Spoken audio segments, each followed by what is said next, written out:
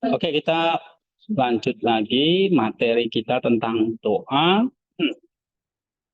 Nah, ada satu buku doa yang kalian pasti baca, ya. Antara lain, misalnya doa-doa pagi. Ini mulai dengan doa pungut cukai, kemudian doa Bapa Kami, ya. Dan ada doa-doa yang lain seperti kanan pertobatan, katis. Nah, ini kalian boleh baca, ya. Nah, pertemuan-pertemuan selanjutnya saya akan jelaskan sampai nanti spiritual formation yang kedua, ya. Makanya buku doanya itu semua sudah pegang nih. Tapi jangan bilang ini latihannya, ya. Formasinya adalah belajar doa, ya. Nah, kalau kalian ikuti di grup kemarin ada diskusi kenapa kok kita belajar teologi. Belajar teologi itu ingat itu adalah fondasi. Termasuk belajar teologi itu adalah belajar tentang Kristus, tentang gereja, tentang Roh Kudus dan sebagainya. Tapi kenapa kok belajar tentang doa ini? Karena belajar teologi itu tidak bisa lepas dari latihan rohani. Termasuk latihan rohani itu misalnya berdoa, baca Alkitab, berpuasa, ya, atau latihan-latihan yang disebut askese. Ya. Nah, makanya nanti kita akan bahas apa itu askese dan sebagainya. Itu di spiritual formation yang kedua, ya. Nah, nanti di buku ini namanya di Orthodox Spirituality, apa saja askese-askesenya dan mencapai apa, ya saya udah jelasin ya. Jadi kalau kalian belajar di sini, belajar spiritual formation, belajar macam-macam, ya, belajar teologi intinya, nah itu kalian ada di level fondasi. Tapi fondasi itu harus dibarengin dengan belajar teologi itu harus disertai dengan latihan. Karena kalau tanpa latihan, ini seperti kalau belajar teologinya itu ya seperti teologi dari si iblis. Iblis itu tahu banget tentang iman, tentang Allah, ya, tahu tentang anak Allah dan sebagainya. Tetapi dia nggak pernah bisa mau berdoa kepada Allah. Nah, dia selalu melawan Allah. Nah, kita bukan belajar teologi tahu tentang Allah, tetapi melawan Allah. Ya, tapi justru teologi yang kita pelajari itu uh, adalah teologi yang semakin mengubah hidup kita. Ya, nah oleh sebab itu perlu dengan doa. Nah, Bapak-bapak gereja dulu belajar teologi itu adalah hasil pergumulan doa mereka. Mereka bergumul dengan Allah, itulah teologi mereka. Ya, mereka bergumul dengan dosa mereka, itulah teologi mereka. Mereka bergumul dengan kehidupan yang suci, itulah menghasilkan pemikiran-pemikiran atau teologi mereka. Jadi teologi itu berasal dari doa. Ya, memang doa itu kok dipelajari, iya harus dipelajari.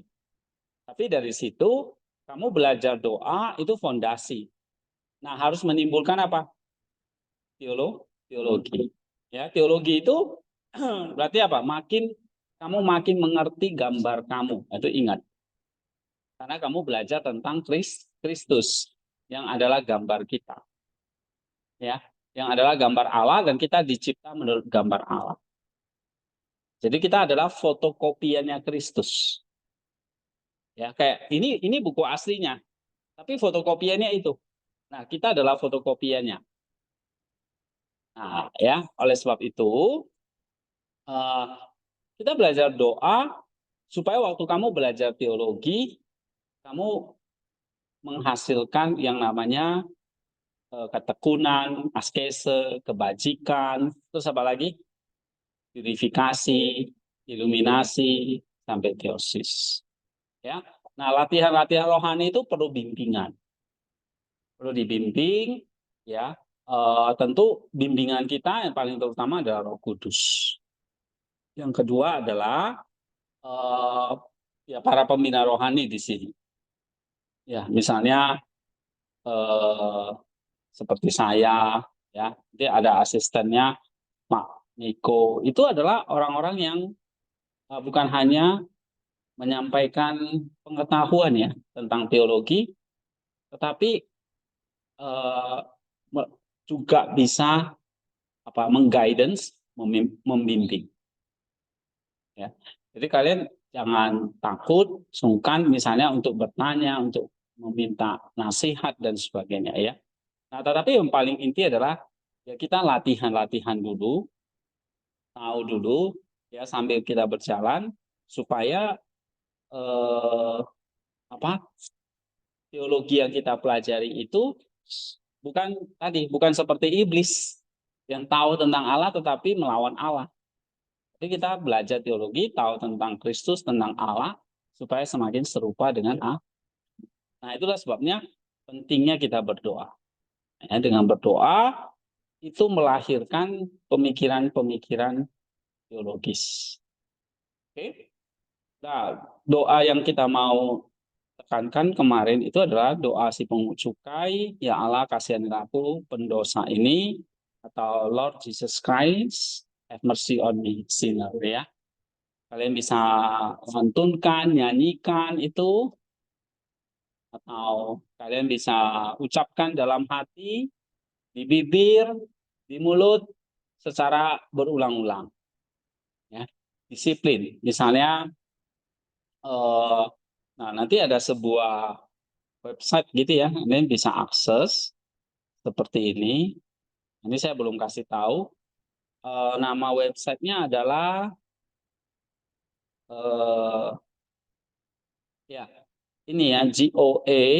Jadi kalau kalian di Google ketik aja nih GOA apa GOA atau GOARCH ya DCS gitu DCS GOA. Nah nanti dia udah muncul ya DCA GOA DCS DCS GOA nanti kalian klik di sini. Nah nanti ada jam-jam doanya di sini. Misalnya hari ini tanggal 16 Oktober, kamu pilih 16 Oktober, nanti ada doa pagi, ya, ada liturginya, ada doa malam vespernya. Nah, misalnya kalau pagi, kalian tinggal lihat di sini, print, nah nanti dia keluar, kalian bisa downloadnya di sini. Oke, download, nanti udah keluar, ini dia hasilnya. Nah ini bisa baca, ya. Nah, lalu nanti di sini ini selalu ada doa-doa yang dipanjatkan. Baca Mazmur, Jesus Prayer, ya. Dan misalnya kalau di sini ada memperingati hari ini dan Martir Longinus, ada saint yang selalu diperingati. Jadi kalau kita baca saint itu salah satu latihan rohani. Ya. Misalnya kalau baca saint seperti kemarin, nah ini siapa? Sabinus, uskup kata Nia. Nah ini kalian baca. Yang saya share ini kisah hidupnya. Oke, nah nanti ini ada refleksinya. Ya, ada refleksi dari saya. Nah, atau kalau kamu baca ini misalnya Longinus, ya, ada refleksinya. Cuma ini memang bahasa Inggris. Refleksi nanti dalam bentuk nyanyian, ya, dalam bentuk nyanyian atau kidung. Oke. Nah, ini misalnya hari ini Rabu. Rabu biasanya kita akan memperingati tentang salib. Ya, karena hari Rabu kita memperingati Tuhan Yesus dikhianati oleh Yudas, disalib. Jadi setiap hari Rabu biasanya ada puasa. Kalau yang mau latihan sungguh-sungguh, setiap Rabu dan Jumat itu puasa karena kita lebih menghayati tentang penyaliban Kristus. Ya, nah, maka nanti bacaannya di sini, adalah for the cross. For the cross itu artinya mengenang tentang salib. Nah, nanti ada bacaan-bacaannya seperti ini dalam sekali, ya. Kalian bisa ikuti. Tetapi ini mungkin bahasa Inggris agak sulit. Nah, kita akan dalami ini nanti di semester berikutnya. Ya. Tapi untuk semester ini kalian kuasai dulu baca ini. Tidak 1 minggu 1 buku selesai atau 2 minggu baca selesai, gitu, ya. Jangan nggak dibaca. Kalau nggak dibaca ya kalian nggak ada latihan nih, gitu. Walaupun dia di kelas kita masih bahas Jesus Prayer dan doa Bapa Kami. Ya, nah ini yang kita hari ini mau lanjutin. Karena di kelas itu harus ada belajar teologinya. Ya, jadi kamu lihat di sini belajar teologi, kemudian itu gini kalian. Jadi sekolah ini 7 semester, ya. Tapi harus dibarengi dengan apa? Doa. Nah, doa inilah spiritual formation-nya.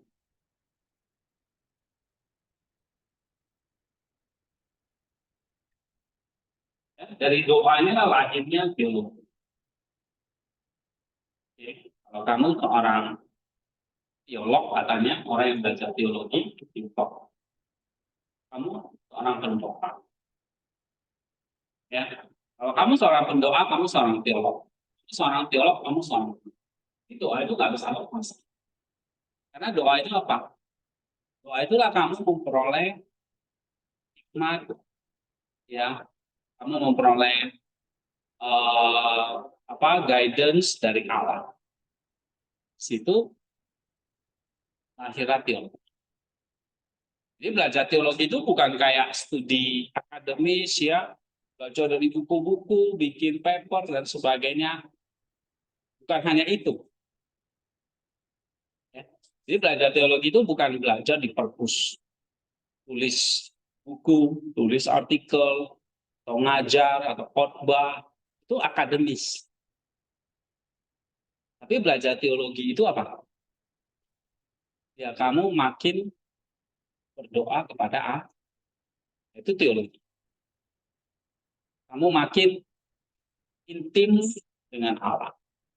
Seperti ikuti nggak cakapan itu kemarin di WA?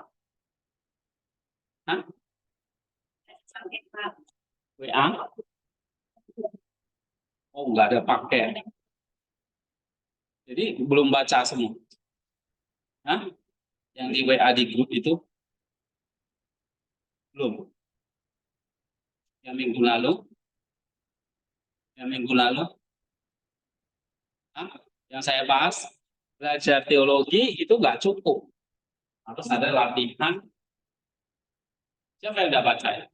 Panjang itu saya. Nggak ada satu grup. Hah? WA Ancient Group itu nggak ada yang baca. Masuk grup kan? Iya, Pak. Nah, ya siapa yang baca? Kamu setiap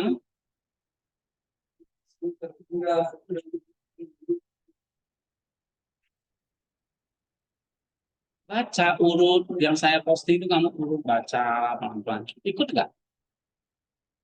Masa baca WA nggak bisa? Mesti diajarin. Baca WA.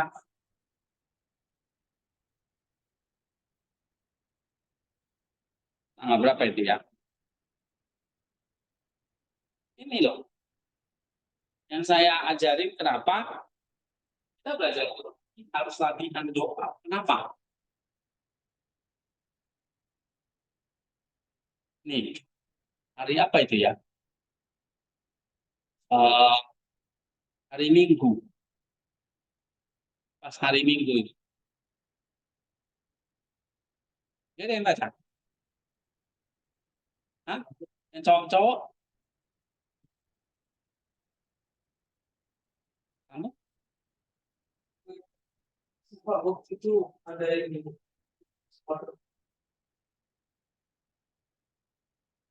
Iya aja. Ini Immanuel? Hah? Udah masih belum. Kamu IQ-mu gimana sih? Kata lagi. Udah baca. Oke. Nah, misalnya ini tentang, kan ada yang bertanya nih tentang sensimion, ya. Itu dibaca. Ini Devi, ah,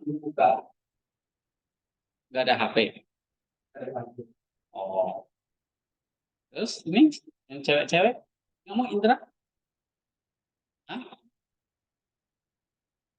yang cewek-cewek,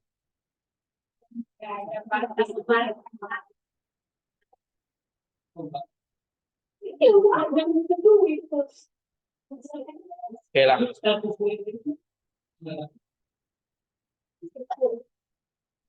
Iya, kalau ada status WA.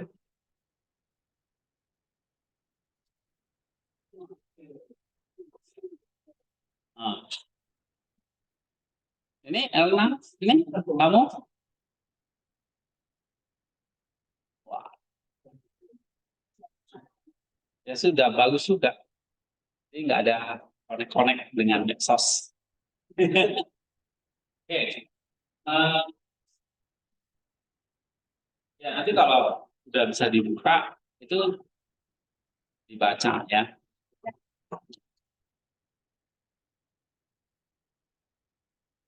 Maksudnya kalau beli paket itu berapa duit gitu?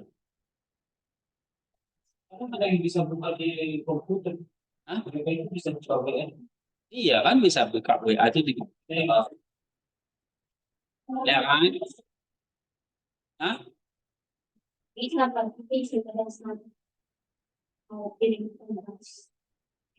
Iya, mas setiap hari baca yang saya kirim di grup itu. Grup WA itu loh. Nggak bisa ya, kayak gitu aja nggak bisa. Kalau kalian kamu bisa pakai handphone, apalagi ada paket, itu dibaca.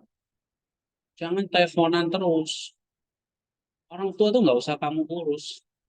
Mereka udah bisa urus diri mereka sendiri. Kamu hanya tanya kabarnya aja. Nggak usah cerita panjang-panjang. Ya, kamu ujung-ujungnya paling minta duit. Oke?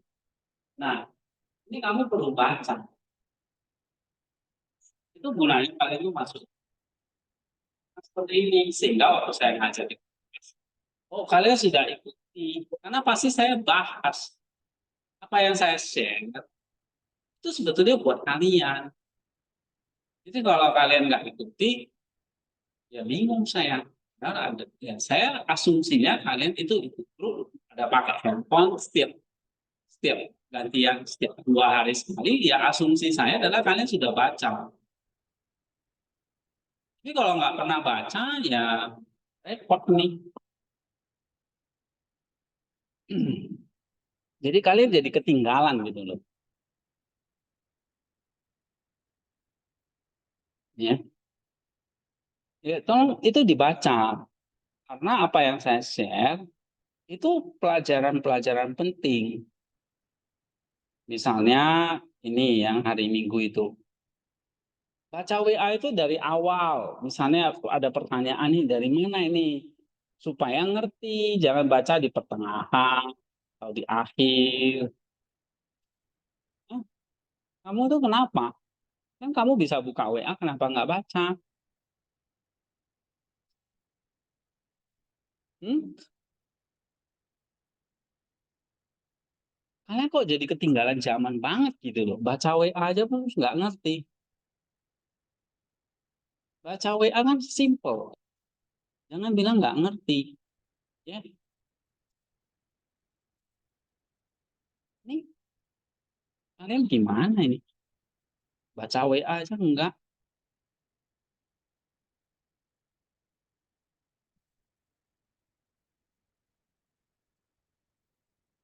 Oke lah. Eh, jadi percuma ini kalau kalian nggak baca. Misalnya ini ya.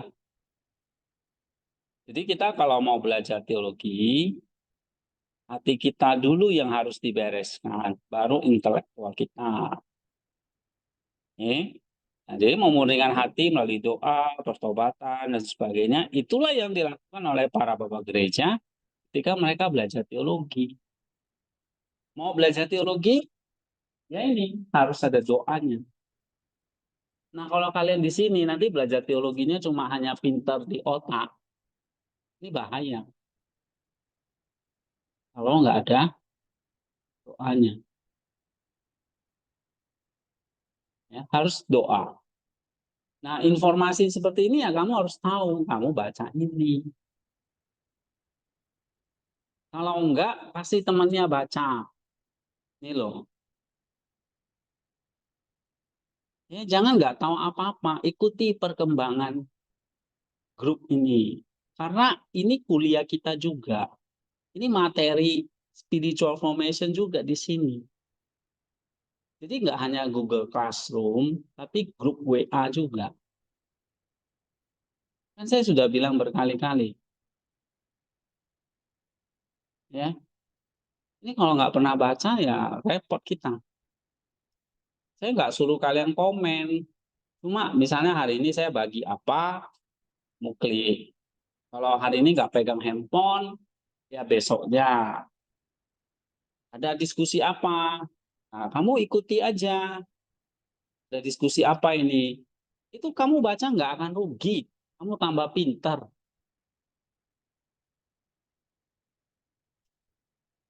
Ya. Jadi tolong kasih tahu orang tuanya. Pak, saya di sini Pak dosen suruh baca WA ini. Kalau nggak saya dimarahin. Tolong beliin paket. Itu. Atau gimana cara hotspotnya ya? Supaya bisa ke handphone mereka. Dari handphone, dari komputer kan bisa di hotspot ke HP. Bisa nggak? Nah itu kan bisa. Connect. Nggak pernah lakuin. Hah?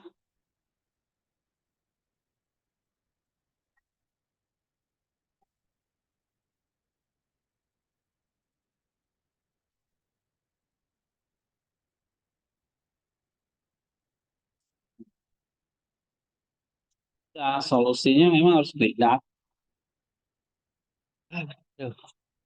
Nah ya,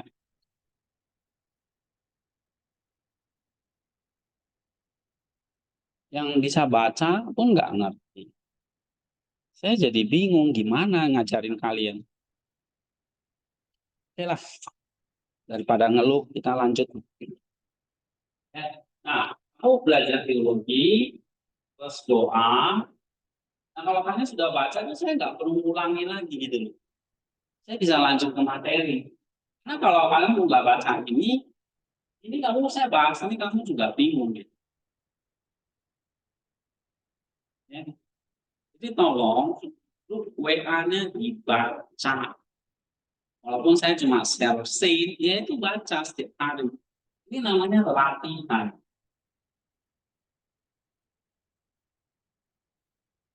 Nah, gitu. Ini doa.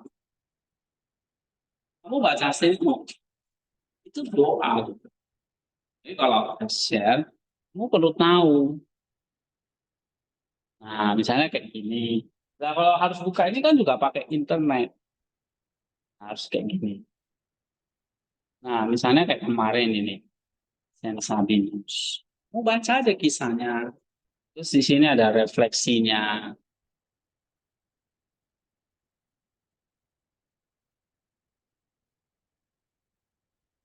Ya, itu wajib gitu loh. Itulah kenapa kalian itu ada di grup harus baca.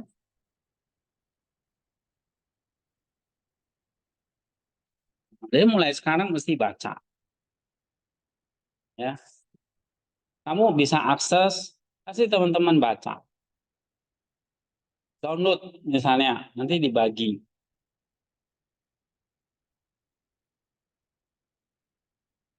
Ya, atau di komputer kan bisa buka nih, Bookpress. Bookpress ini kan bisa dibuka tanpa harus lewat WA. Nih, misalnya, Kalian ini nggak tahu apa-apa, berarti selama ini kalian nggak ikuti. Ini saya sudah share begitu banyak loh. Lukas 9 kemarin. Ini latihan rohani ini semua. Ini latihan rohani baca Alkitab. Nah, ini baca sen. Ya, ini tentu saya nggak ajarin lagi di kelas. Kamu harus baca sendiri. Nggak sulit. Ini saya udah ringkas nih. 7 misteri doa Bapa kami. Nah, ada di grup ini semua.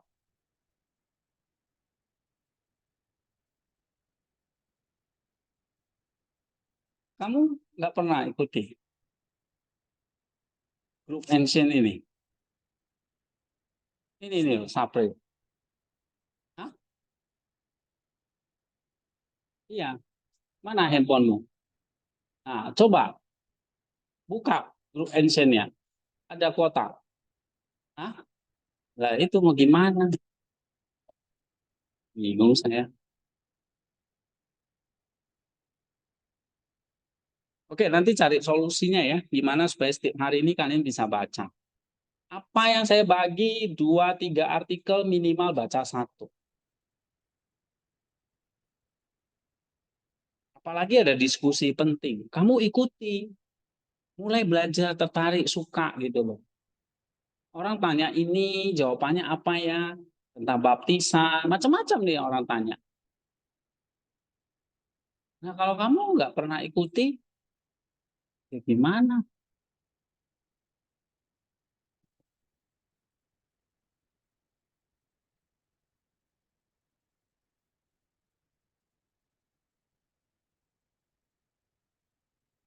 Pakai aja lah hotspot dari itu kalau nggak ada kuota. Bilang ini tugas spiritual formation saya mesti baca. Ya, yang nggak pakai handphone, ya kamu eh ya pakai WordPress. Jadi ada quote besoknya buka WA-nya lihat ada informasi apa, berita apa di grup itu. Grup warga, grup ancient faith, itu yang kamu prioritaskan. Keluarga ada apa misalnya, nggak ada apa-apa udah tenang.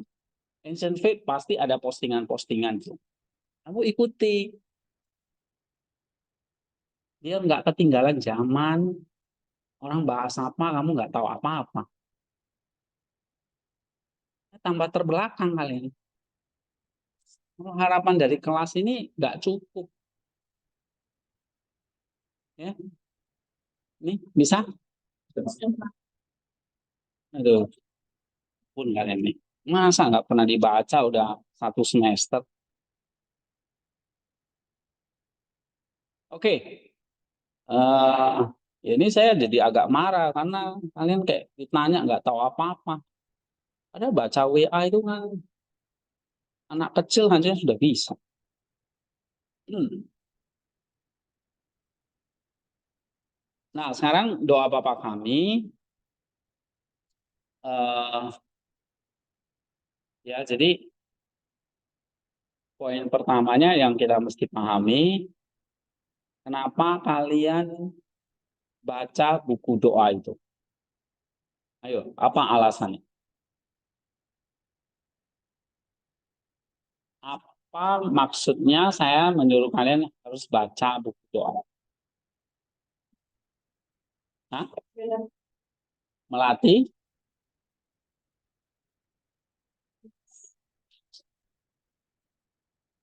Iya, untuk apa?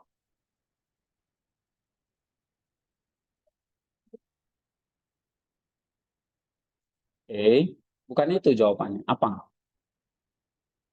Tadi, kenapa harus berdoa kan gitu? Karena kamu sedang ngapain? Iya,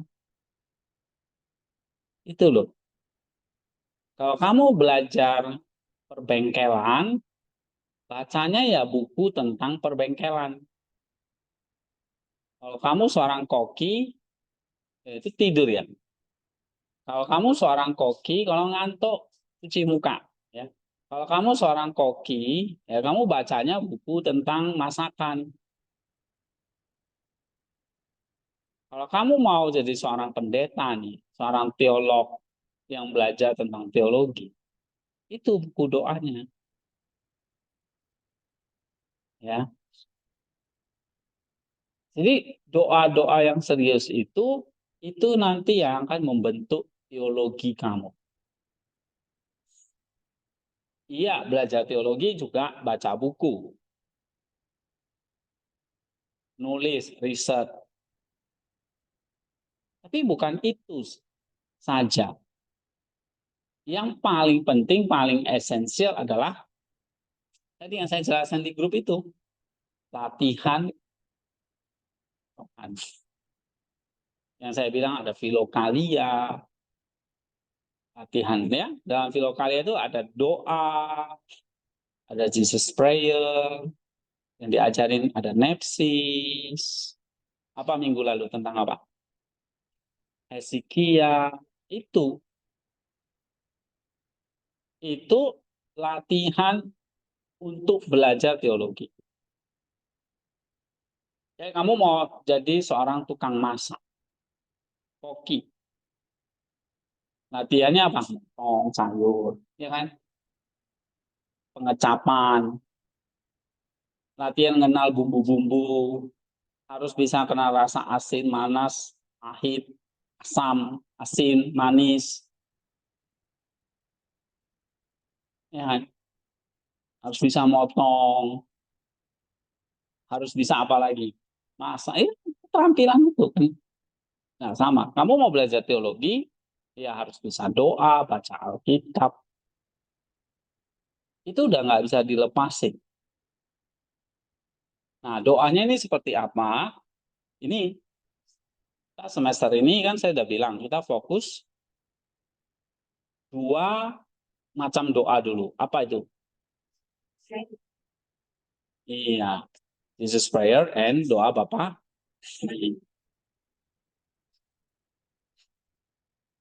Nah, nanti kalian baca di grupnya itu tambahannya ada tentang saints, ada diskusi-diskusi yang lain.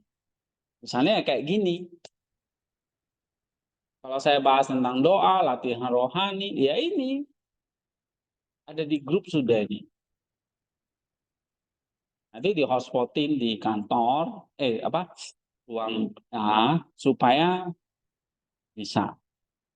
Bilang Pak Endi yang suruh. Saya mau lihat tuh kalau nggak ada data. Ikuti gitu. Kalau nggak klik WordPress-nya. Nih, udah bisa masuk WordPress saya kan? Oke. Nah, yang kayak gini tuh kan kalau kamu sudah baca ini saya yakin belum ada yang pernah baca kan? Ada yang pernah baca ini? Ini saya share di grup itu udah 1 minggu yang lalu. Ada yang baca ini? Oh, kamu udah baca, belum selesai. Padahal dikit banget ini. Hah? 1 orang. Terus ada yang sudah buka ini? Sudah? Oke. Nah, ini 7 misteri doa Bapa kami. Ya.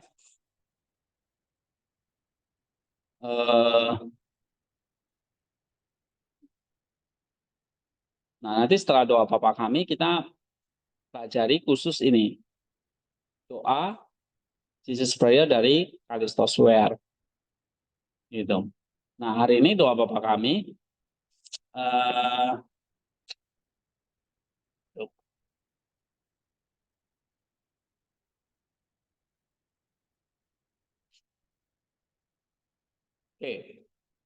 Ini di sini ya. 7 makna dalam doa Bapa kami. Yang pertama itu adalah teologi. Iya, teologi itu adalah berarti kita memanggil Allah itu sebagai Bapa. Ya, kalau memanggil Allah itu sebagai Bapa, maka kita sebetulnya diadopsi sebagai anak. Ya, oleh kasih karunia. Maka kita mengatakan Bapa kami yang di surga. Nah, Bapa kami yang di surga ini adalah Allah yang berdaulat dalam setiap aspek kehidupan kita. Oke. Nah, kita punya relasi yang dekat, dan kita memanggil dia sebagai Bapa. Bukan lagi hanya Allah, tetapi Bapa. Nah, ini teologi. Lalu kita diadopsi jadi anak, dan akhirnya kita diangkat setara dengan malaikat. Itulah artinya datanglah kerajaanmu, jadilah kehendakmu di bumi seperti di surga. Ini adalah kesetaraan dengan para malaikat. Ya. Nah, datanglah kerajaanmu, jadilah kehendakmu di bumi seperti di surga, mengajak kita untuk hidup dengan cara yang mencerminkan tatanan ilahi di surga. Oke, kesetaraan dengan para malaikat berarti melalui iman dan tindakan kita bisa saling mencapai tingkat kemurnian dan kebenaran serupa dengan para malaikat. Ya.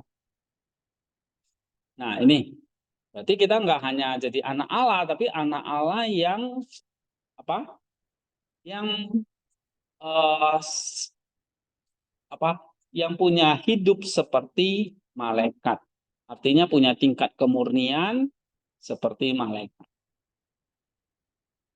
Gitu, tinggi ini. Ya, nah implikasinya adalah hidup kudus dan mengerjakan kehendak Allah. Oke. Jadi kita selevel nih dengan para malaikat. Waktu kamu berdoa, datanglah kerajaanmu, jadilah kehendakmu di bumi seperti di surga. Nah, ini doa terus gitu loh. Doa Bapa kami terus. Tapi kamu sambil waktu kamu baca doa ini lagi. Akhirnya, oke, Lord's Prayer, doa Bapa, doanya Tuhan. Ya, bahasa Inggrisnya Lord's. Doanya diajarkan untuk Yesus. Itu doa Bapa. Ini doa latihan. Tapi kamu sambil belajar teologinya, itu maksud saya. Yang saya bagi di grup itu teologinya. Latihannya kita kerjakan masing-masing. Tapi ilmunya, teologinya di mana? Ya kayak di artikel ini. Nah, saya gimana caranya supaya kalian bisa baca? Ya saya harus bikin link, bagikan sama kalian. Ya kan gitu. Jadi nggak perlu di print di kertas. Ini kalau di print di kertas kan 4 halaman. Mau berapa banyak? Ini dia harus digabung dua ini. Ya. Doa dulu. Baru habis itu kamu ngerti maksudnya apa. Bukan terbalik. Bukan ngerti dulu baru doa. Enggak. Doa dulu. Kamu doa aja, baca aja itu. Ngerti nggak ngerti, no problem.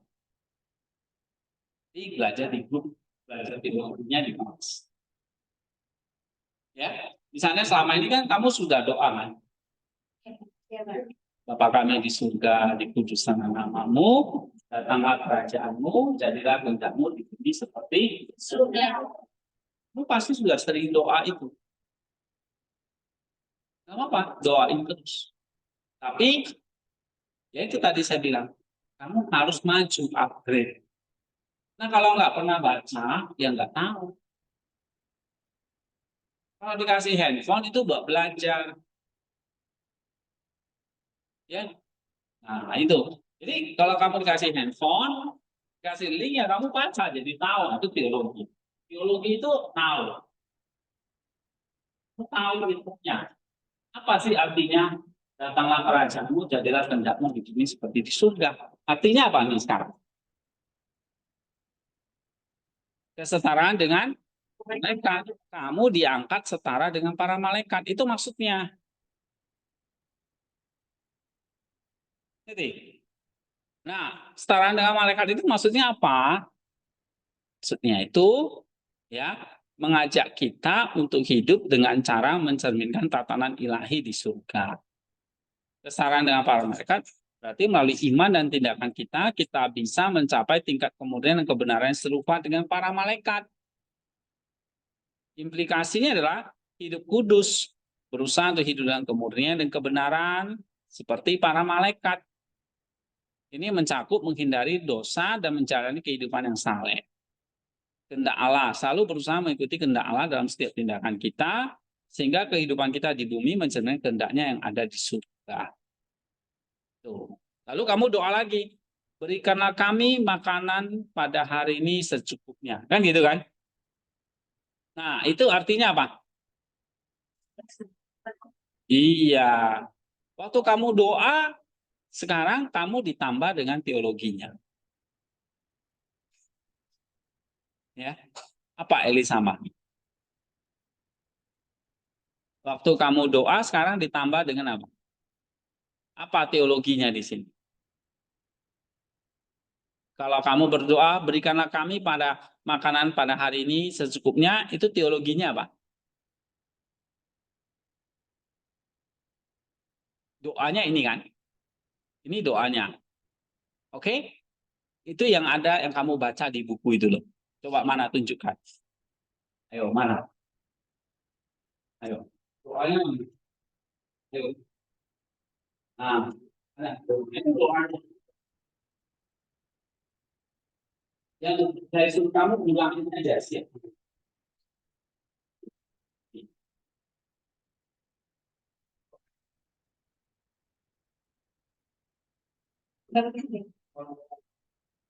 Iya, bukan doanya kan. Dan bagi orang ingat sama mana kamu? Iya, itu doanya. Kan sudah dikasih.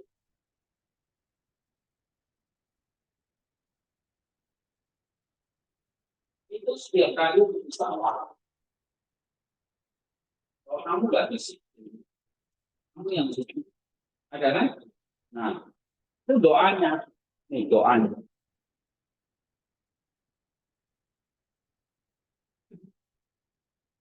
Kamu taruh mana?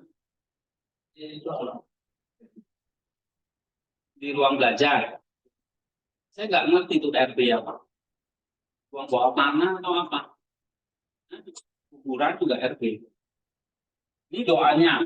Terus teologinya apa?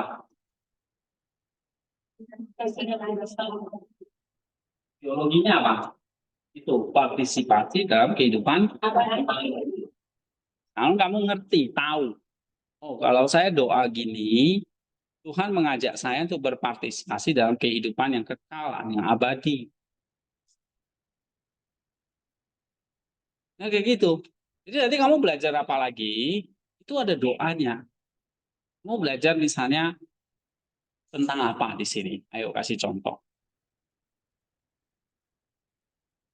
Ya, kemarin belajar apa? Nulis esai. Oh, harus apa? Nulis esai itu apa? Ada paragrafnya. Misalnya kamu belajar paragraf. Ini apa? Ilmunya.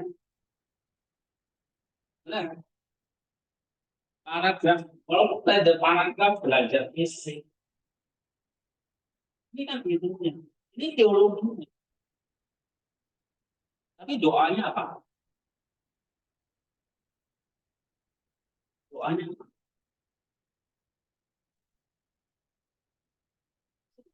Hah? Doanya apa? Ya, kamu minta hikmat sama Tuhan. Saya gimana supaya saya bisa bikin esai. Berikan saya hikmat, kekuatan, ya. Kan gitu. Supaya kamu ngerti. Tapi kamu berangkatnya dari doa. Makan enak, tidak enak. Kuliah, ya, diomelin, malas, dihukum. Ini kamu akan alami semua di sini. Kamu belajar apapun di sini. Belajar apa lagi? PPKM. Belajar apa lagi? Sosiologi ya. Belajar apa lagi?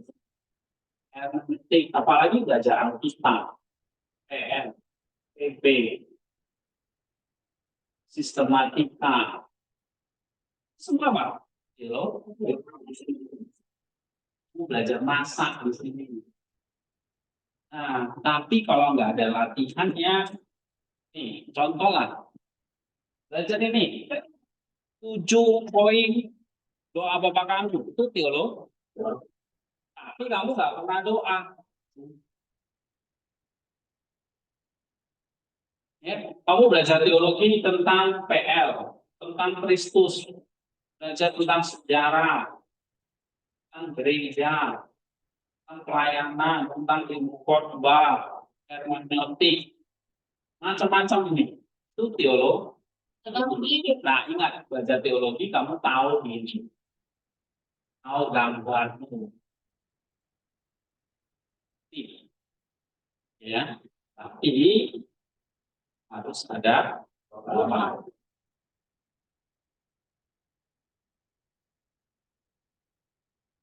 Doa. You pray. Kuliah hari ini. Doanya. Kamu berdoa ini. Berikanlah kami makanan yang secukupnya. Nah, itu doa. Nah, sekarang doa ini sebagai dasar, tapi kamu ngerti apa teologi? Sama kayak gini. Kamu minta.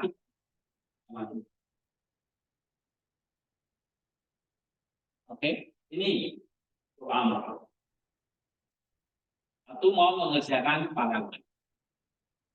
Nah, kamu doa, berikanlah kami makanan pada hari ini secukupnya. Itu doa. Teologinya apa? Partisipasi dalam kehidupan apa? Nah, kamu hikmat kepada minta hikmat kepada Tuhan. Teologinya apa? Apa yang kamu tahu dari hikmat ini? Oh, pasti Tuhan singkapkan pada kamu hal-hal yang baru. Oh, paragraf itu kayak gini. Tahu teologi. Ya. Jadi, contoh, berikanlah kami pada hari ini makanan kami yang secukupnya. Sekarang kamu jadi tahu teologinya apa. Ini, coba baca. Tidak. Berikanlah kami makanan. Iya. Berikanlah kami makanan pada hari ini secukupnya. Dapat diartikan sebagai permohonan untuk firman Allah dan Ekaristi yang melakukan iman dan doa kita pada kehidupan apapun. Nah, itu. Jadi ngerti kan? Nah, kamu minta doa hikmat kepada Allah.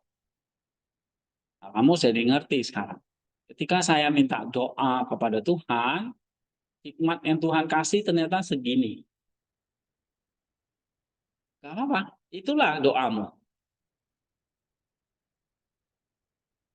Nah, kamu berdoa, berikanlah kami pada hari ini makanan kami yang secukupnya. Oh, yang kamu pahami apa? Ternyata kita nggak hanya setara dengan malaikat, Tuhan mau memberikan kita kehidupan abadi lewat Ekaristi atau perjamuan kudus. Nah, itu teologi yang kamu tahu. Ternyata selama ini saya berdoa ini, maksudnya ini ya. Jadi selama ini kamu minta apa sama Tuhan. Tapi kamu harus tahu apa maksudnya. Misalnya, Tuhan saya minta kesembuhan. Tuhan saya minta diberkati. Tuhan saya minta berhasil. Tuhan saya minta ini. Oke, itu semua doa. Tapi teologinya apa? Nah, kamu harus tahu maksudnya apa. Kamu minta hikmat, maksudnya apa? Kamu minta berkat dari Tuhan, maksudnya apa? Nah, jadi itu harus lewat teologi.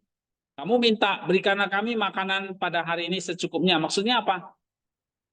Ini adalah kamu makan makanan Kristus yang membawa kita pada kehidupan abadi. Nah, itu maksudnya. Terus poin 2. Tidak hanya dengan makan rohani, tetapi juga makan rohani yang penting. Nah, jadi bukan hanya minta makanan jasmani. Berikanlah kami pada hari ini makanan Ya, makanan itu dari kata asli roti sebetulnya. Roti itu ya makanan jasmani, tapi juga rohani. Untuk apa? Kehidupan abadi. Jadi kita jadi anak Allah, setara dengan malaikat, dan hidup abadi. Ini luar biasa doa. Implikasi, baca. Sapri.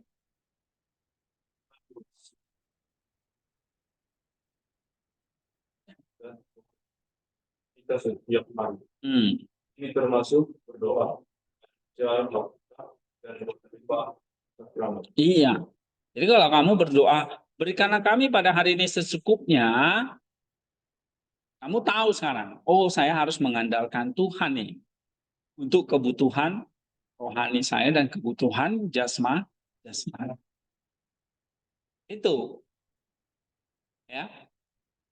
Terus kamu jadi tahu apa? Nomor 2. Firman apa? Usaha untuk hidup dalam yang membawa kita memberi sama-sama. Iya. Jadi kamu jadi tahu sekarang, oh ini adalah untuk hidup yang membawa kepada kehidupan kekal bersama Allah. Nah, sekarang doanya berikutnya nih. Ampunilah kami atas kesalahan kami, seperti kami juga mengampuni orang yang bersalah kepada kami. Ini apa ini? Doanya, ya kan? Teologinya apa? Ya, Jadi, ada doamu kepada Tuhan, tapi kamu ngerti yang kamu doa. Tuhan, saya minta jodoh, misalnya. Kamu ngerti apa yang kamu doain. Nah, untuk ngerti teologinya. Karena kamu berdoa kepada Allah, pasti lewat teologi. Nggak asal doa. Ya, apa yang sering kamu minta sama Tuhan misalnya?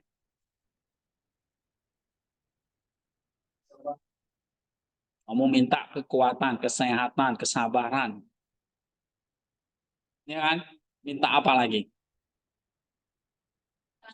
Pengampunan. Nah, itu kamu harus tahu apa yang kamu minta. Itu teolog. Apa yang kamu minta?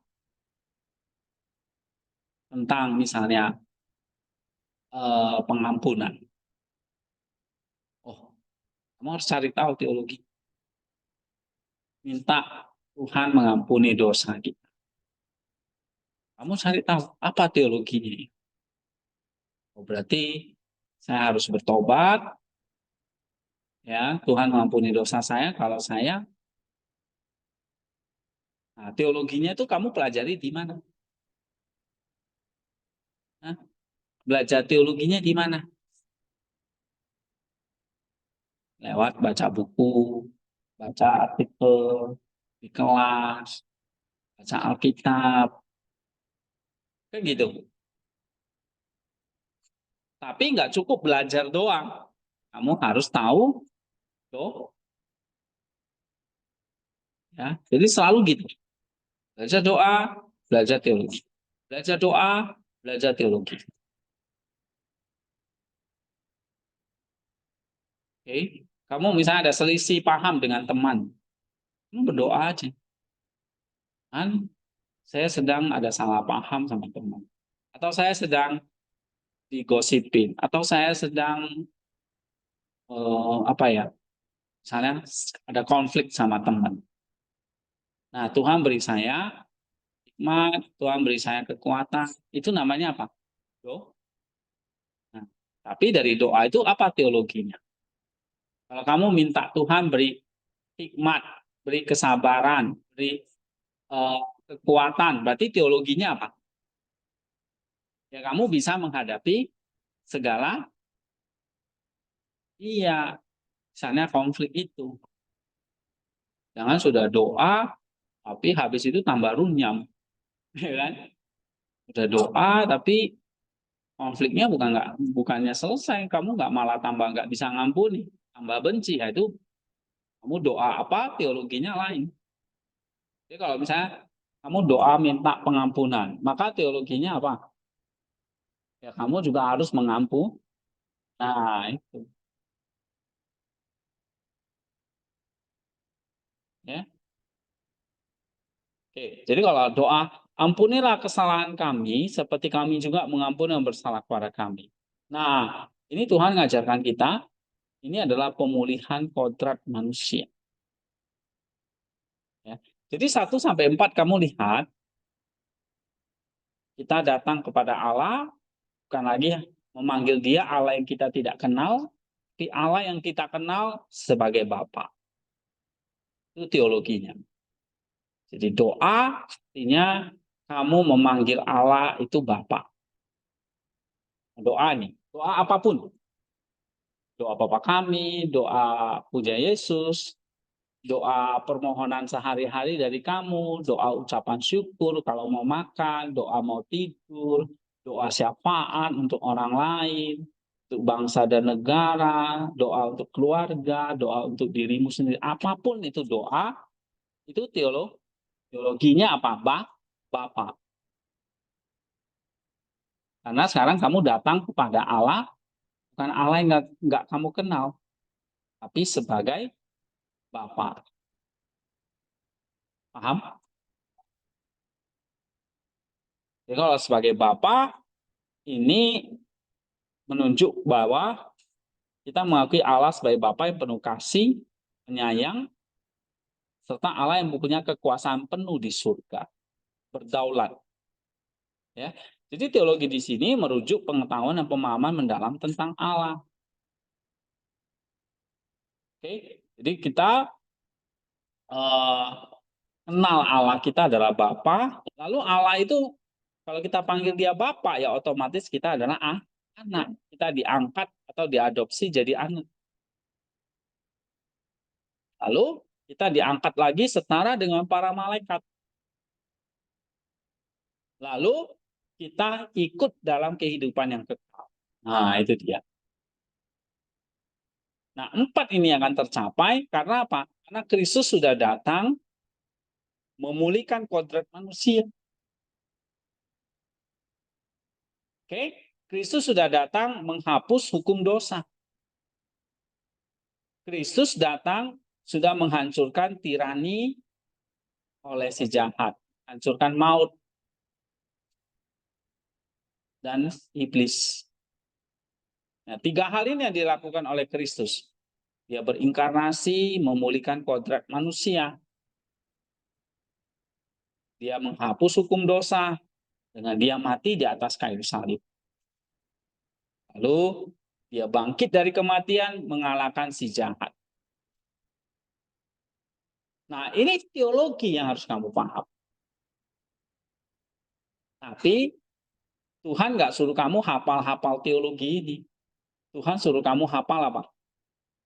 Doanya. Jadi yang ditulis di Alkitab, teologinya atau doanya? Doanya.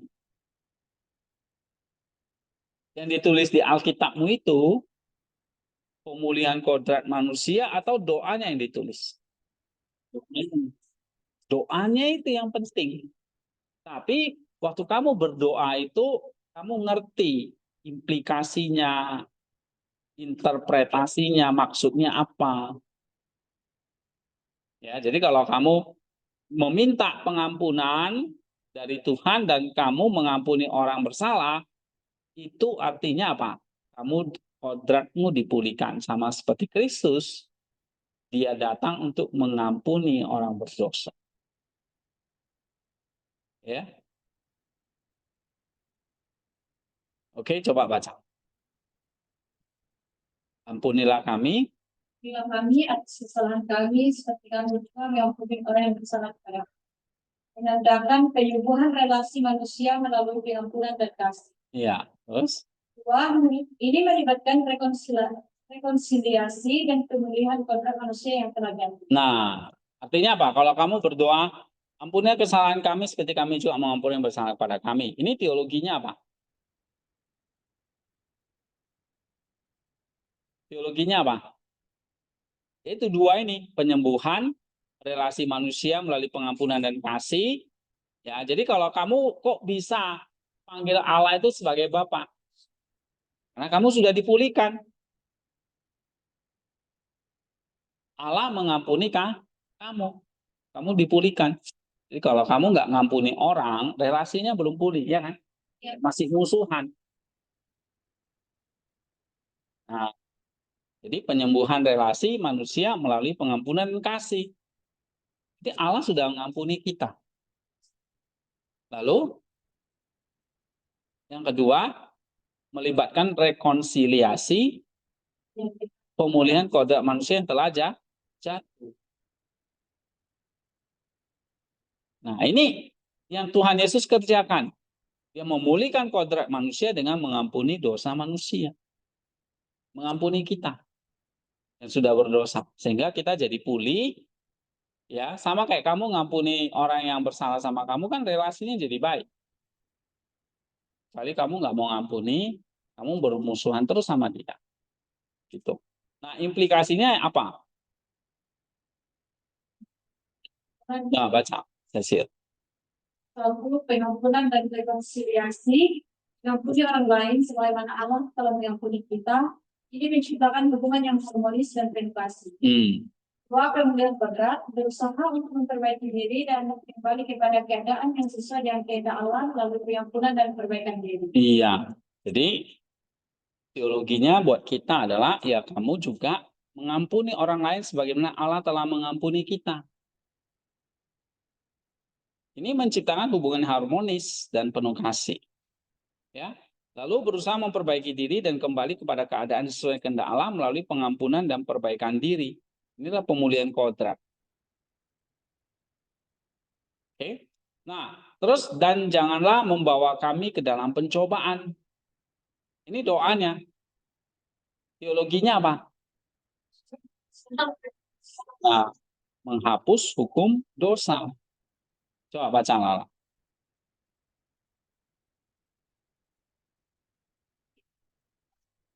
Jadikan hidup kita dari dosa dan perkara sesuai dengan Allah. Yang kedua, Lakukan hukum dosa dicapai melalui Kristus yang menyelamatkan kita. iya. Jadi kalau teologinya janganlah membawa kami dalam pencobaan, artinya apa?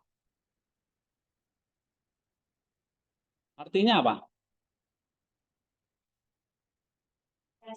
Jadi, Iya, ini dia. Hidup dalam apa? Kehendak Allah, menghindari dosa dan goda. Implikasinya, baca lagi. tentu menghindari dosa. Berusaha untuk menjauhi dari situasi yang dapat menimbulkan kita berbuat. Ini termasuk berdoa untuk bimbingan pada hubungan Allah. Dua, kekuatan moral. Dari pertolongan Allah untuk mempertahankan kekuatan moral dan integritas dalam menghadapi godaan. Iya. Berarti kalau jangan kami dalam pencobaan, maka yang kamu lakukan apa? Teologinya apa? Menghindari dosa dan iya, jaga kehidupan bermoral. Dalam hal ini ya melawan godaan atau hawa nafsu. Ya. Nah, yang terakhir, tetapi lepaskanlah kami dari yang jahat. Bebaskanlah kami dari yang jahat. Itu doanya. Teologinya apa? Iya. Coba baca Elna.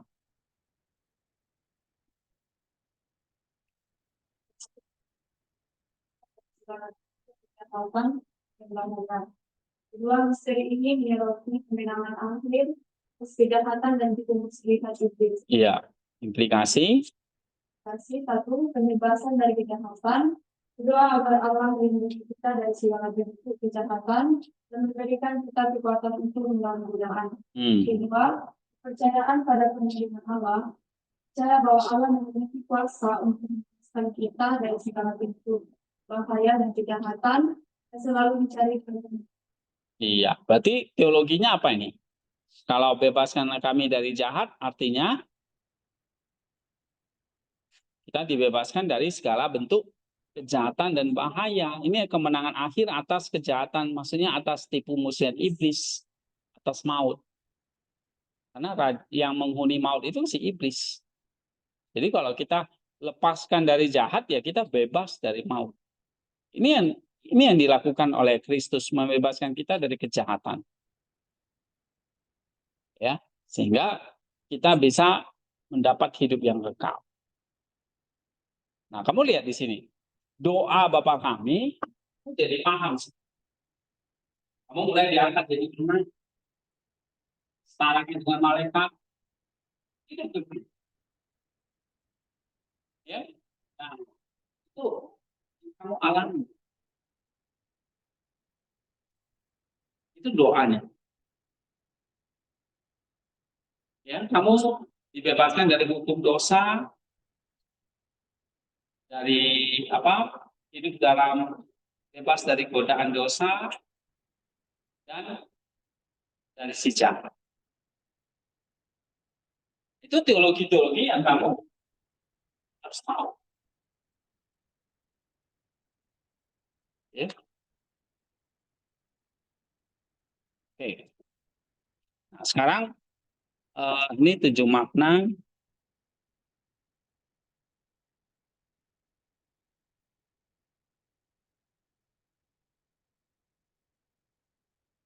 Oke, nazar dan doa ini sekarang. Baca Stefani.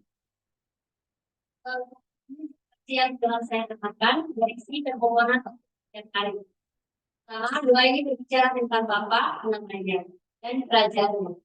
Kedua, doa ini menunjukkan kepada kita bahwa orang yang berdoa adalah anak dari Bapa. Doa ini meminta agar mereka yang siksa untuk meminta makanan dan kesenangan. Doa ini minta agar mereka yang di surga dan yang di bumi persatukan dalam satu kehendak. Doa ini memerintah kita untuk meminta makanan sehari-hari. Doa ini menetapkan bahwa manusia harus diperdamaikan satu dengan yang lain dan menyatukan kodrat kita dengan dirinya sendiri. Ketika kita mengampuni dan diampuni karena dengan demikian, kodrat kita tidak akan terpecah belah oleh perbedaan tingkat dan tujuan. terus Kita mengajarkan kita harus berdoa agar tidak jatuh ke dalam pencobaan karena ini takut dosa. Menasihati kita untuk memohon kebebasan dari si jahat. ya. Sebab penulis dan pemberi berkat-berkat ilahi tidak mungkin tidak menjadi hidup kita dengan memberikan kata-kata dalam doa ini sebagai ajaran kehidupan bagi murid-murid yang percaya kepadanya dan mengikuti jalan yang dia ajarkan di dalam daging. Iya. Melalui kata-kata ini, dia telah menetapkan harta karun berupa iman dan pengetahuan yang tersembunyi terdapat Kolose. Iya, jadi kalau kamu bisa mendalami doa Bapa kami, ini seperti harta karun, hikmat, pengetahuan yang tersembunyi.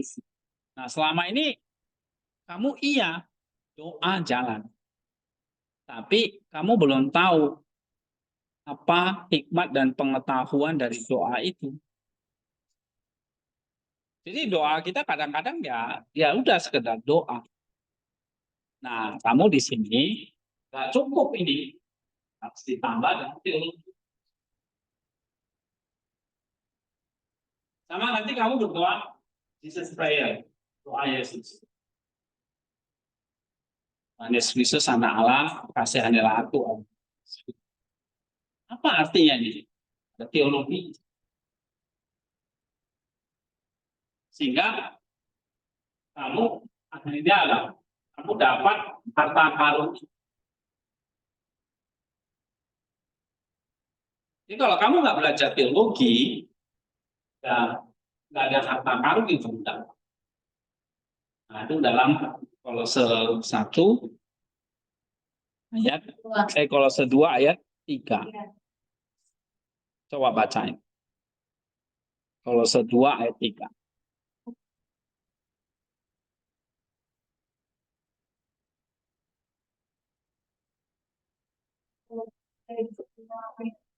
Iya. Tuhan, sebab di dalam dialah tersembunyi segala hikmat dan pengetahuan. Dalam dia itu siapa? Tersembunyi segala hikmat dan pengetahuan. Nah, kita bisa tahu hikmat dan pengetahuan itu dari mana? Dari belajar teologi. Di situ tersimpan segala harta, katanya. Harta ini. Ya. Jadi walaupun ini kata-kata, misalnya ini ya, ini cuma kata-kata doa,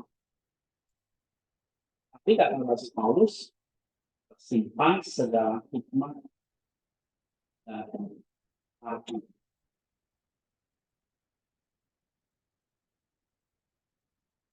Jadi kalau kamu nggak belajar teologi, sayang. Karena ada harta karun.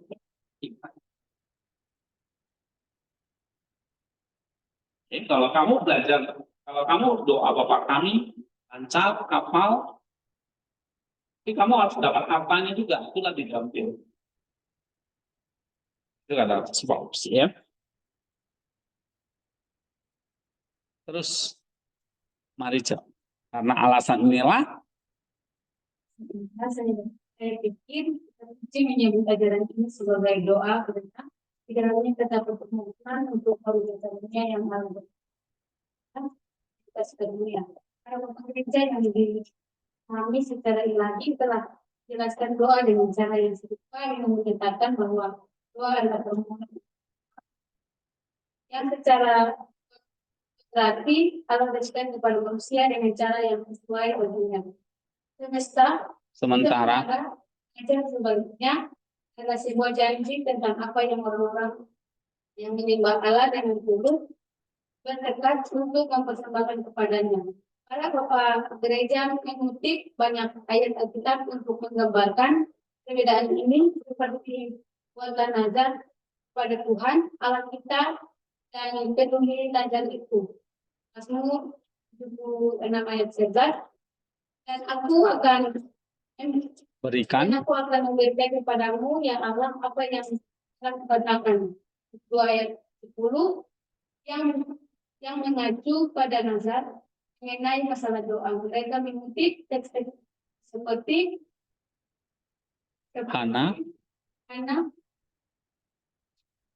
Hana berdoa. Ya Tuhan semesta alam jika engkau sungguh mendengarkan hamba-Mu, ini berilah aku seorang anak. 1 ayat 11 dan dia Raja Yehuda dan Nabi Yesaya putra Amos berdoa kepada Tuhan. 2 Tawarik 3 ayat 20 dan berdoa demikian Bapa kami yang ada di surga. 6 ayat 9 seperti yang dikatakan Tuhan pada para murid. Oleh karena itu, nazar adalah sebuah keputusan untuk menaati perintah-perintah yang ditentukan oleh janji dari orang yang bernazar, dan doa adalah permohonan dari orang yang telah menaati perintah-perintah agar ia dapat diubahkan oleh perintah-perintah yang telah ia taati. Atau lebih tepatnya, nazar adalah konteks kebajikan yang disebut dengan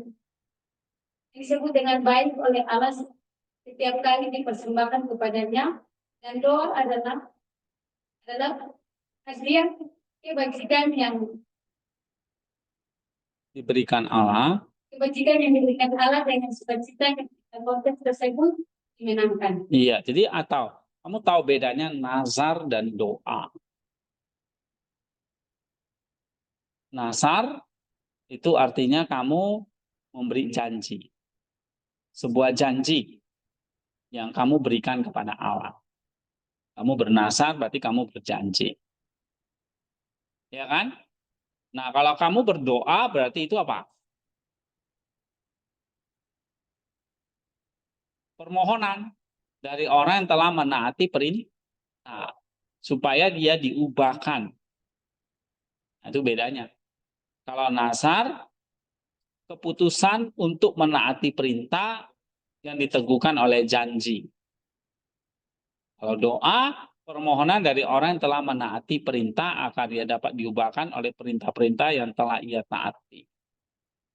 Jadi kalau nazar, kontes itu maksudnya perlombaan ya. Kebajikan dan disambut baik oleh Allah setiap kali dipersembahkan kepadanya. Doa hadiah kebajikan diberikan Allah dengan sukacita ketika kontes tersebut dimenangkan. Nah, itu bedanya. Oke, terus Indra.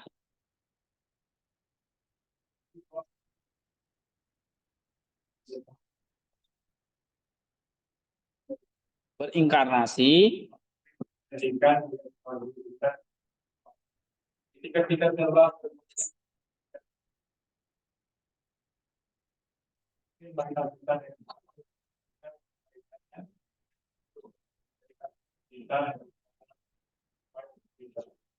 memahami apa yang iya, jadi kalau doa itu permohonan untuk berkat-berkat yang diberikan oleh Logos yang berinkarnasi. Ya, marilah kita jadikan dia sebagai guru kita dalam doa. Oke, sekarang ini ya, kita perdalam lagi. Ketika kamu menyebutkan doa ini, Bapa kami yang di surga, dikuduskanlah namamu, datanglah kerajaanmu. Nah, ini teologinya artinya apa? Ini yang dibahas. Coba baca, Jufrid. Lendi ya, belum baca. Bapa kami, dikuduskan namamu, dan berkat kerajaanmu dalam hati yang sembilan dalam tempat bahwa pada awalnya Tuhan mengajar mereka yang berdoa untuk memulai dengan teologi dan harus menginisiasi mereka ke dalam modus eksistensi dia yang pada dasarnya adalah pencipta kreatif dari segala sesuatu karena kata-kata pembukaan terbuka dari doa ini berisi pernyataan tentang Bapa, nama Bapa dan kerajaan Bapa sehingga sejak awal kita diajar untuk menghormati, memohon dan menyembah Allah Tritunggal dalam kesatuan. iya. Jadi kalau kita di sini, ini doa, tapi sekaligus ada teologinya. Kamu doa, sekaligus ada teologinya. Karena ini, ucap syukur untuk minuman ini, kamu minum. Ya, itu doa, mengucap syukur. Teologinya kamu ngerti apa? Tuhan kasih, Tuhan memberi kebajikan, Tuhan memberi saya kehidupan gitu. Nah, itu maksudnya. Ya. Itu doa dan teologinya. Nah, kamu mengatakan gini, Bapa kami yang di surga, dikuduskan namamu, datanglah kerajaanmu. Itu bukan hanya sekedar kata-kata doa, tapi itu juga kata-kata teologi.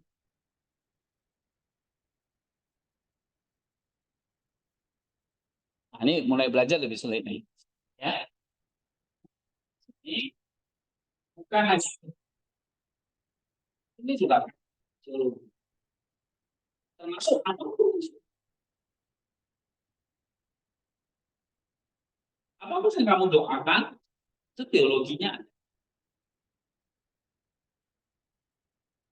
Kamu ngeluh sama Tuhan, itu doamu. Ngeluh nih. Ya Tuhan, kenapa ini misalnya. Itu doamu. Tapi itu teologimu. Ya. Nah, kamu doa, Bapa kami yang di surga, dikuduskanlah namamu, datanglah kerajaan. Teologinya itu. Teologi doa, tapi itu teologinya. Teologinya apa? Memulai dalam teologi harus apa? Ngerti bahwa dia adalah Allah pencipta segala sesuatu. Bahwa dia adalah Bapa. Dan nama Bapa dan kerajaan. Ya, kamu diajar untuk menghormati, mohon, menyembah Allah Tritunggal. Jadi kalau kamu ngomong Bapa, itu artinya kamu ngerti Allah Tritunggal.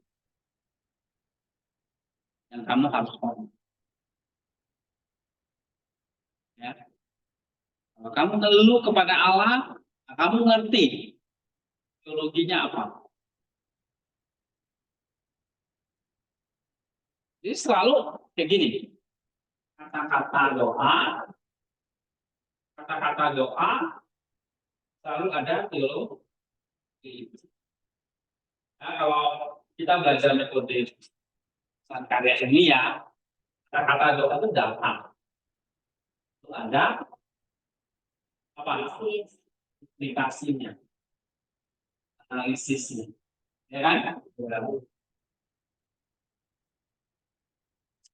Jadi doa memang kata-kata permohonan, tapi ada implikasinya. Kamu ngomong Bapa, surga, nama, kerajaanmu, nah, itu ada implikasinya. Apa?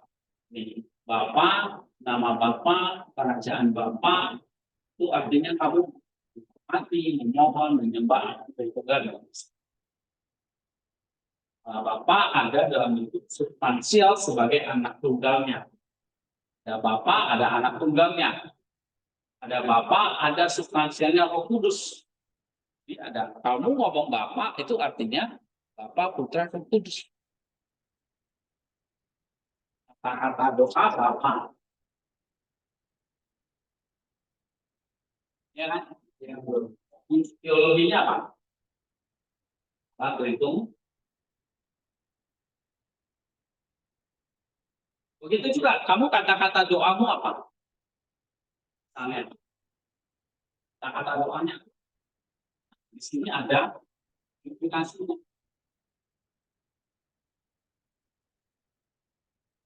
Hanya, kamu tuh jangan sembarangan berdoa.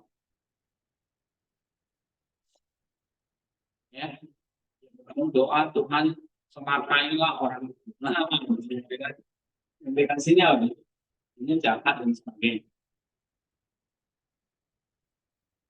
Ya, jadi kalau kamu doa, apa kami sudah ada implikasi. Kamu doa apa? Ada implikasi. Itu maksudnya. Jadi doa dan teologi itu satu kesatuan. Seperti koin itu loh. Koin ada dua mata, dua sisi kan? Koin, satu sisi doa, satu sisi lagi teologi. Ya. Jadi kata Bapa mengimplikasikan Allah Tritunggal. Ya. Terus sekali lagi, apa yang disebut oleh Matius dalam kerajaan ini artinya apa? Menyebutkannya Roh Kudus. Dan mengatakan kiranya Roh Kudusmu datang dan menyucikan kami. Ya. Coba Indra. Indra udah baca tadi? Oh, si ini. Nah, Ibu Jufri. Kerajaan pengalaman Allah yang padanya. Dia tidak memiliki permulaan sehingga pada saat tertentu dia mulai menjadi bapa anak mereka.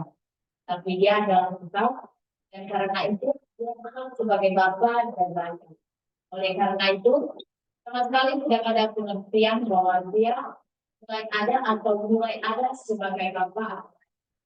Jika dia ada secara kekal, dan tidak hanya dia secara kekal sebagai bapa dan raja, tapi juga anak dan Roh Kudus hidup berdampingan dengannya secara kekal dalam bentuk substansial, memiliki keberadaan mereka darinya yang secara kodrati mengeluhkan di dalamnya, di luar sebab atau prinsip apapun.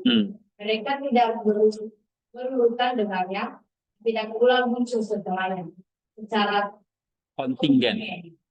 hubungan Koinherensi. secara pribadi-pribadi itu mencakup ketiganya secara bersamaan. Iya. Tidak memungkinkan salah satu dari ketiganya yang lebih dulu atau lebih dari. Nah, ngerti nggak nih maksud? Teologinya apa? Kalau kamu sebut nama Bapa, sekarang ada teologinya lagi, nih, lebih dalam lagi. Bapa itu kata-kata doa. Panggil Allah itu Bapa. Ya. Tapi teologinya apa? Hah? Ya, Pak Imam. Ya, kekal sebagai Bapa dan Raja, Anak dan Roh Kudus juga itu berdampingannya secara kekal dalam bentuk substansi. Jadi kalau kamu sebut Bapa, Allah itu Bapa, berarti ya kekal, anaknya kekal, Roh Kudus kekal.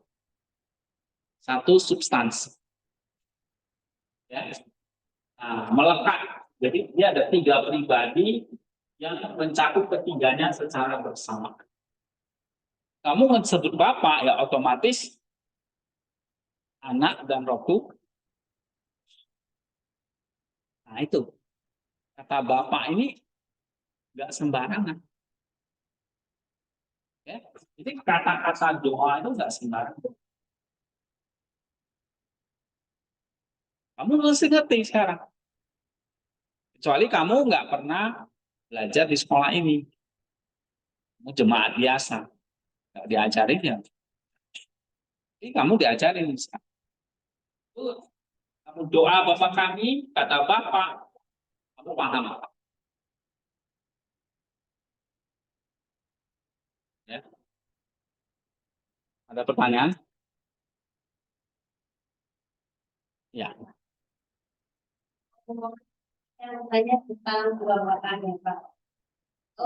Kan kalau Katolik itu punya dua kebawahan yang berbeda. Itu beda Pak. Oh ya. Terus apakah maknanya itu sama atau gimana? Oh, itu karena terjemahannya aja. Maknanya sama. Ya. Apa? Iya, gitu. Nanti ada penjelasannya, ya. Mungkin kalau Katolik nggak tahu pakainya Lukas ya, versi Lukas ya, atau Matius. Itu memang ada sedikit Iya. terjemahan. Ya, biasanya kalau di Protestan itu Matius ya. Kalau Katolik mungkin lebih banyak versi Lukas ya. Saya kira sama. Karena yang ngajar Kristus yang sama. Oke? Nah, mungkin setelah dicatat, diterjemahkan, ada perbedaan itu biasa. Tapi teologinya sama. Nah, teologi yang kamu pelajari di sini dari Saint Maximus yang udah pasti benar, udah pasti bagus. Ya. Nah, ini bukan saya yang nulis, tapi ini dari terjemahan dari Maximus ya di buku Filokalia. Ya, Pak, satu kata Bapak aja dalam iya benar. Ini baru 24 halaman ya. Ada yang nulis ratusan halaman tentang doa Bapak kami. Jadi kalau mau dipelajari teologinya makin dalam. Ya, tapi saya pikir kita di sini kamu tahu yang basic-basicnya, dasar-dasar. Oke. Nah, buku doanya masih latihan terus. Saya udah baca tugas-tugas kalian, ya. Ya, ada yang masih bingung ngerjain, ikuti instruksinya, tapi tetap apa? Lakukan doa ini lagi 1 minggu depan, Jesus Prayer, ya. Lalu doa Bapa kami, karena semester ini saya pikir kita harus fokus 2 ini. Nah, doa Bapa kami, nanti kita lanjut sampai selesai ini materinya, nanti baru doa Yesus. Tapi doa aja dulu, nggak ngerti nanti kita pelajari di kelas. Ya, kecuali kamu mau baca sendiri, ini kan sudah ada bukunya, silakan. Gitu. Ya. Nah, latihan paling esensial untuk minggu ini, nah kamu mulai belajar ini. Ini sekarang saya tahu teologinya ini. Nah, ini nih. Mungkin kan kalian nggak hanya doa Bapa kami. Ini ada doa-doa lain yang kalian ucapkan. Ya kan? Nah, kamu mulai kaitkan teologinya apa ya? Misalnya doa makan paling simpel. Tuhan, terima kasih untuk makanan ini, yang mengucap syukur, teruskan makanan ini jadi kekuatan, kesehatan bagi kami. Nama Tuhan Yesus, amin. Itu kan doa paling simpel, doa makan, sebelum makan, doa ucapan syukur. Tapi kalau kamu ngomong, mengucap syukur kepada Allah, teologinya apa ini? Allah memberi berkat. Saya terima, saya berterima kasih, ya, gitu. Karena mengakui Allah sebagai pemberi. Nah, itu paling tidak teologi yang kamu harus tahu. Makanya kamu bersyukur, berterima kasih. Ya. Oke, dua doa ini nanti kita akan pelajari sampai selesai di akhir semester. Latihannya adalah ya tetap lagi apa yang 10 purification itu, apa iman yang terjadi selama 1 minggu ini dengan doa itu. Iman itu artinya apa? Pengetahuannya. Muncul takut akan Allah enggak? Pertobatan apa misalnya? Ya. Lalu apa tuh? Nepsisnya. Lalu self controlnya. Lalu pengharapannya. Ya. Lalu dispatience dan kasih. Nah, misalnya latihan-latihan lain seperti yang tadi saya suruh, sing dan sebagainya itu melengkapi. Diskusi teologis, ya, itu harus dibaca.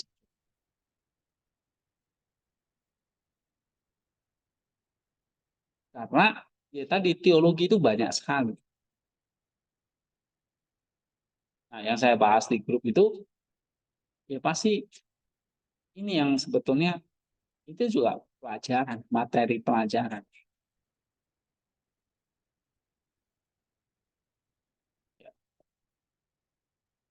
Oke, kalian break dulu, kita sampai di sini tentang iya ya. Ini sih cuma baca aja, atau kita ini baca.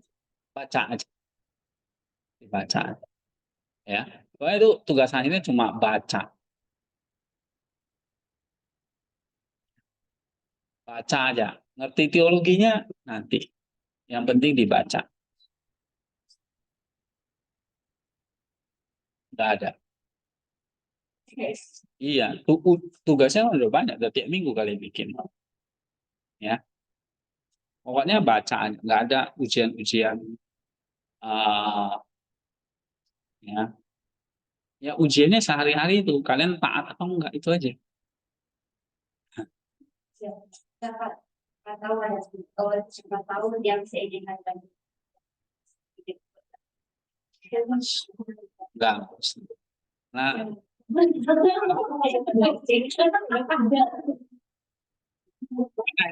yang penting adalah tadi latihannya. Yang mingguan itu. Nah, kita kan udah belajar nih, baca-baca itu kan macam-macam ya teologinya, itu silakan. Tetapi kita kerucutkan yang penting yang tadi formasinya, fondasi, purifikasi, teosis itu fondasi kita, ya. Cuma fondasinya itu saya mau kuatkan dulu fondasinya tadi ini. Ini kan kita masih fondasi. Fondasi itu apa? Belajar teologi dan kemarin kita masih belajar teologinya. Sekarang harus tambah doa.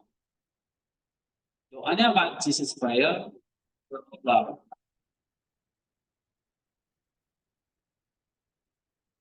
Oke, mari. Ada pertanyaan lagi? Ya, ya.